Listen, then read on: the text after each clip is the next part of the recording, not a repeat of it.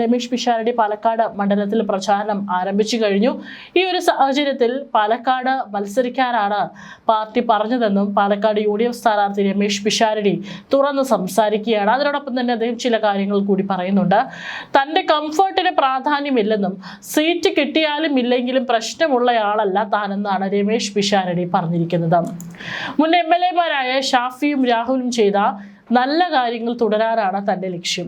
ഇവിടെ ഒരു കാര്യം ആലോചിക്കണം, അദ്ദേഹം രാഹുലിന്റെ പേര് എടുത്തു പറഞ്ഞിട്ടുണ്ട്. രാഹുലിനെതിരെയുള്ള ആരോപണങ്ങൾ, പരാതികളെല്ലാം കോടതിയുടെ പരിഗണനയിലാണ്. അതിലെ കോടതി തീരുമാനം അനുകൂലമായാലും പ്രതികൂലമായാലും രാഹുൽ അതിനെ നേരിടുകയാണ് വേണ്ടതെന്നും രമേഷ് പിഷാരടി പറഞ്ഞു. ഇപ്പോഴത്തെ MLA എന്ന നിലയിൽ താനാണ് സ്ഥാനാർത്ഥി എന്ന കാര്യം പറയാൻ രാഹുലിനെ വിളിച്ചിരുന്നു. പോലീസിൽ പോലും പരാതി എത്തും മുമ്പ് രാഹുലിനെ പാർട്ടി പുറത്താക്കിയതാണ്. വേറെ ഏത് പാർട്ടി അങ്ങനെ ചെയ്തിട്ടുണ്ട്? ആശയങ്ങളുടെ പോരാട്ടമാണ് നടക്കുന്നത് എന്നാണ് താൻ കരുതുന്നത്.